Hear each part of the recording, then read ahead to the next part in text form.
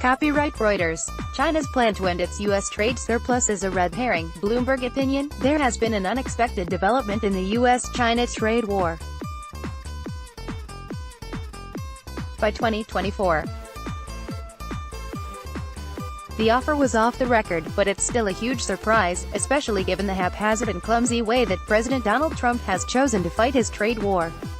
Why is China making this proposal? One possibility is that the government is afraid that the trade war is having a chilling effect on the country's economy. Consumption taxes have been falling, suggesting a slowdown is in progress. Other indicators all point in the same direction. Even if Trump's tariffs haven't already begun to bite, it's possible that fear of more tariffs, or general uncertainty over the direction of U.S. policy, may be chilling the business climate in China.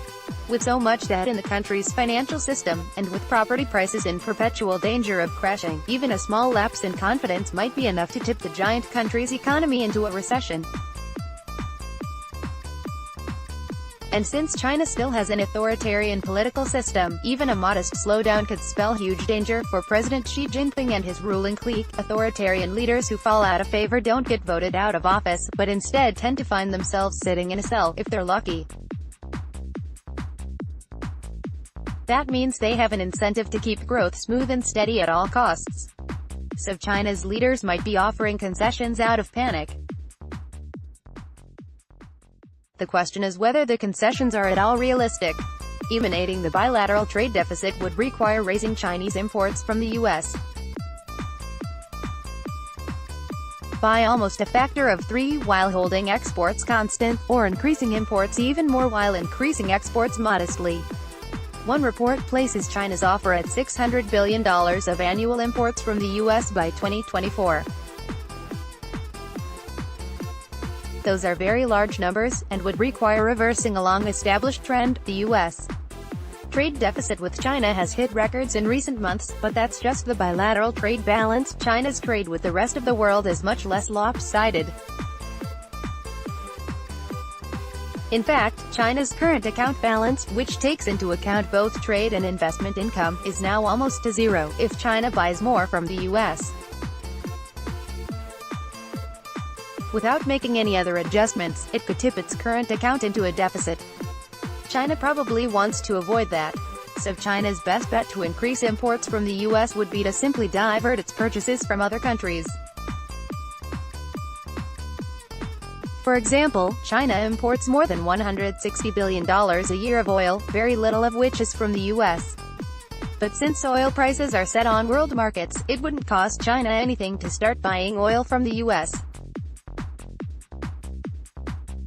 Instead of Africa, African countries could then sell their oil elsewhere for the same price, and avoid being harmed much by the shift. That substitution alone would do a good deal to reduce the U.S.-China trade imbalance. Farm products are another potential source of trade diversion. China already imports about $20 billion in agricultural products from the U.S., but this could be ramped up. China's total food imports are almost 4 times that amount. Simply buying less of its food from countries like France, Australia and Peru, and more from the U.S. could take another chunk out of the trade imbalance. Buying most of its food and oil from the U.S., however, would come at a cost. In the event of a conflict between the two countries, China might find it hard to rapidly shift away from U.S. suppliers. In this case, economic concessions would also be geopolitical concessions, something China's military might veto. And together, diverting food and oil purchases to the U.S. would only accomplish about half of the import growth China has promised. The rest would probably have to be in products like machinery, vehicles and aircraft. Importing a lot more machinery and vehicles from the U.S. would be a big economic reversal for China, which has focused on trying to export these goods. It would necessitate substantial changes to the country's economic model. So it may be technically possible for China to eliminate its trade deficit with the U.S. Such a move, though, would require big sacrifices, dependence on the U.S.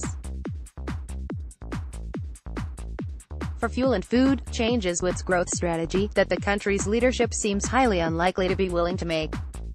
It seems improbable that China will follow through on this big trade war concession. Chances are high that it turns out to be a red herring. This unrealistic offer might also detract from the more important trade issues, such as Chinese intellectual property theft, control of high-tech industries, and onerous requirements for American businesses seeking access to China's markets. Disclaimer: Fusion Media would like to remind you that the data contained in this website is not necessarily real-time nor accurate. All CFDs, stocks, indexes, futures, and forex prices are not provided by exchanges but rather by market makers, and so prices may not be accurate and may differ from the actual market price, meaning prices are indicative and not appropriate for trading purposes. Therefore, Fusion Media does not bear any responsibility for any trading losses you might incur as a result of using this data. Fusion Media or anyone involved with Fusion Media will not accept any liability for loss or damage as a result of reliance on the information, including data, quotes, charts and buy-sell signals contained within this website. Please be fully informed regarding the risks and costs associated with trading the financial markets. It is one of the riskiest investment forms possible.